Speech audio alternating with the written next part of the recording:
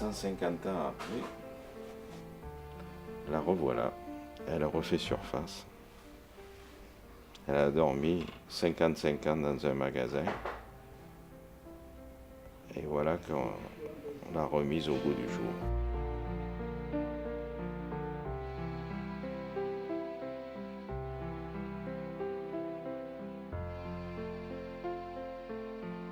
Je m'appelle Georges Guyotat, je suis historien. Je viens d'écrire un ouvrage, Le général de Gallifet, un sabreur dans les coulisses du pouvoir, qui m'a permis de retracer la carrière d'un homme hors du commun, qui a malheureusement pour lui le péché d'être le fusilleur de la Commune, mais qui reste quand même une image très intéressante de l'armée française au XIXe siècle.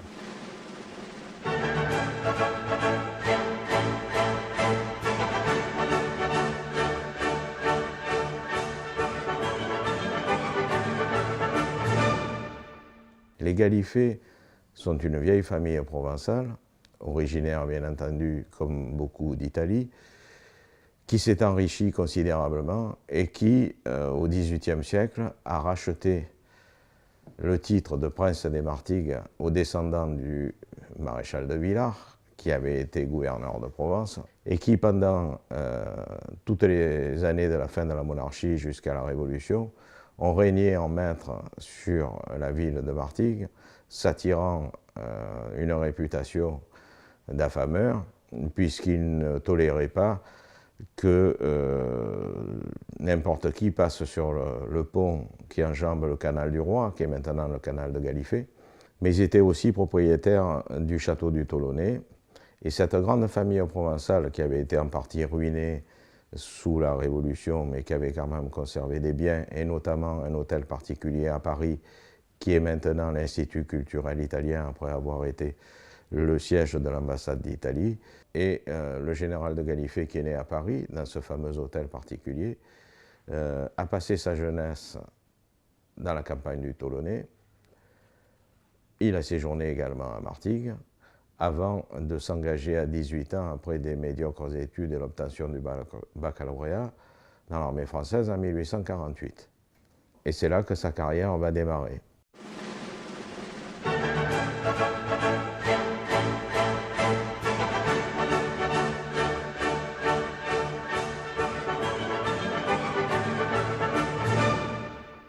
Napoléon III l'expédie en Crimée, où il va se couvrir de gloire en participant à la prise d'un des mamelons qui dominait Sébastopol. Il y gagne la Légion d'honneur. Il deviendra lieutenant avant d'être expédié par Napoléon III dans un régiment de Spahis afin de lui servir d'informateur sur les problèmes de l'Algérie. Apprenant le déclenchement de la guerre d'Italie, il va partir sous le prétexte d'une permission, aller voir l'impératrice à Paris et obtenir d'elle son détachement sans aucun ordre précis auprès de l'armée d'Italie, où il va assister à la bataille de Solferino sans y participer, en étant l'officier d'ordonnance du général Douai. De retour d'Italie, il va se marier avec la fille du banquier Laffitte, nouvelle grande fortune qu'il va s'empresser de dilapider. Cette vie de cour très intrépide va attirer sur lui les foudres de l'impératrice parce qu'il aura pour maîtresse Cora Pearl. Et Napoléon III, voulant faire taire tout scandale d'un officier d'ordonnance, va l'expédier au Mexique. Il va être gravement blessé à Puebla, un éclat de grenade qui va lui ouvrir les intestins. Et miraculeusement soigné, il va ramener en France les canons pris à l'ennemi, les drapeaux, ainsi qu'une cloche qu'il aura récupérée dans un couvent et dont il fera don à la ville de Martigues.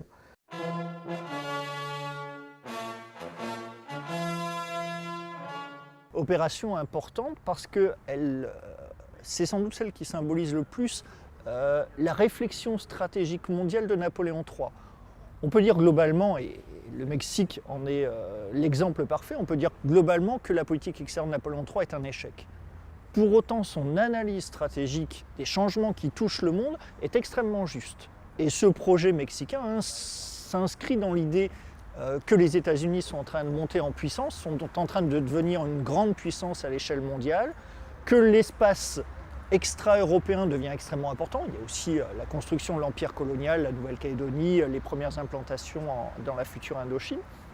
Et pour le Mexique, la logique est en fait de bloquer l'extension des États-Unis, puissance anglo-saxonne et protestante, et de construire en rempart un empire catholique proche de la France comme participant de la protection de l'Amérique du Sud. Donc on a une vraie logique d'ensemble qui montre l'intérêt de ce projet. Militairement et politiquement, en revanche, la mise en œuvre va être extrêmement compliquée et menée à l'échec que l'on connaît.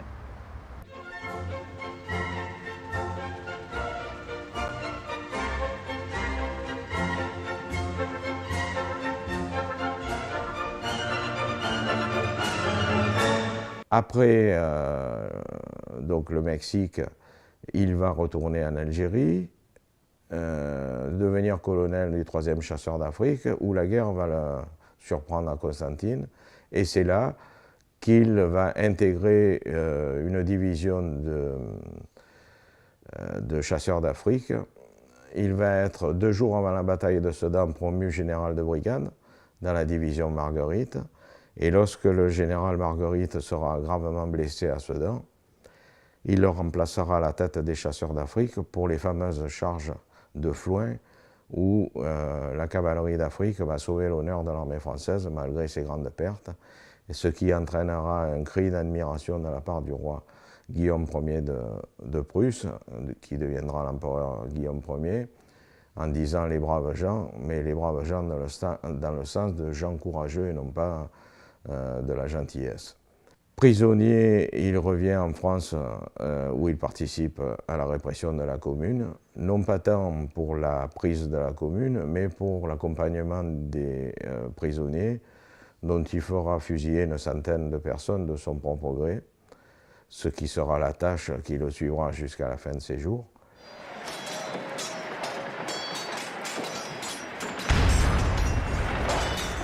La Commune de Paris, c'est une période extrêmement brève de 72 jours entre le 18 mars et le 28 mai 1871. Donc c'est une révolte des ouvriers parisiens essentiellement, des artisans, contre le régime monarchiste qui s'est installé à Versailles. La Commune est assiégée par les Prussiens et par les Versaillais à l'ouest, qui refuse, c'est le gouvernement provisoire de la République, qui refuse ces mesures sociales et même socialistes de la Commune. Et donc les combats sont à l'extérieur, et puis dans la semaine sanglante du 21 au 28 mai, dans Paris, rue par rue, immeuble par immeuble, et ça se termine par les exécutions dans le cimetière du Père-Lachaise. La répression, c'est au moins 20 000 morts du côté des communards, 45 000 arrestations, des exécutions sommaires et des déportations, en particulier en Nouvelle-Calédonie.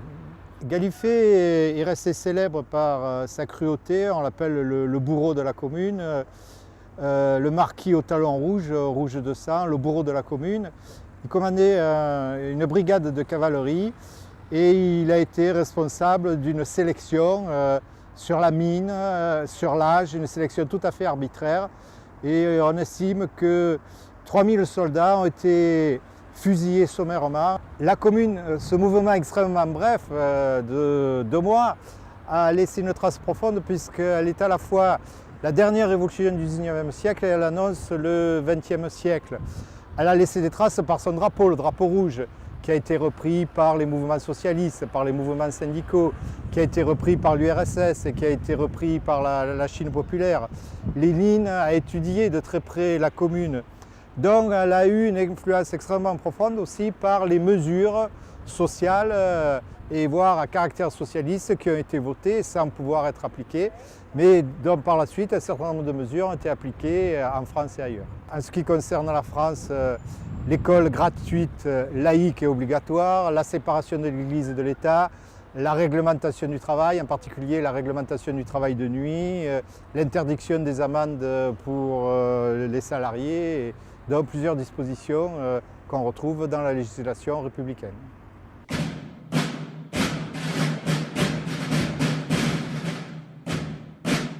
de 1881 jusqu'à 1894, date de sa mise à la retraite.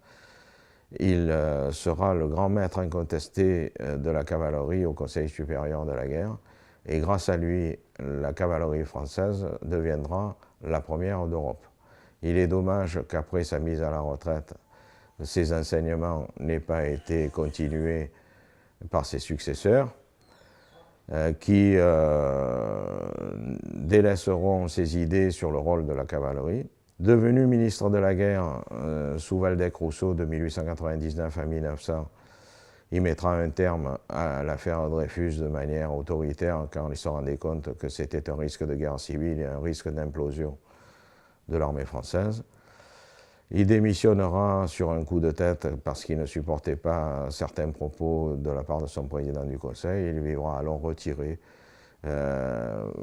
écrivant de nombreuses lettres qui démontrent un caractère très particulier, mais en même temps une lucidité, une férocité dans le jugement sur ses contemporains qui prouvent que pour lui, il n'y avait qu'une maîtresse, malgré le fait qu'il en ait eu beaucoup. Sa seule maîtresse de cœur, c'était l'armée française.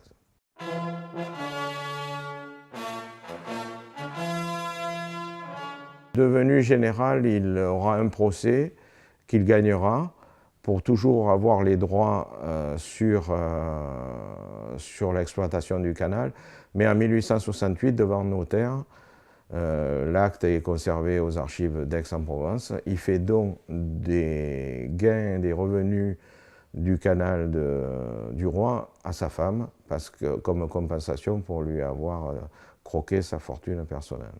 En fait, Gallifet avait une sœur. La sœur hérite de l'hôtel parisien, lui hérite de la propriété du Tolonais, qui va exploiter pendant un certain temps, et puis devenu général de division, et il ne s'occupera plus du domaine, il le laissera à sa sœur qui gênait financièrement, le vendra à un propriétaire marseillais, dit propriétaire qui le revendra par la suite, et propriété qui est aujourd'hui la propriété du canal de Provence.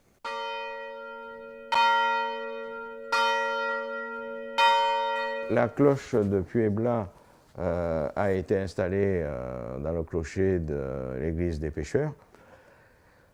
Il semble qu'elle en soit tombée ou qu'on l'ait descendue au moment de dégâts dans cette église en 1959, et elle a été complètement oubliée pendant 55 ans dans les archives et dans les réserves de la ville de Martigues.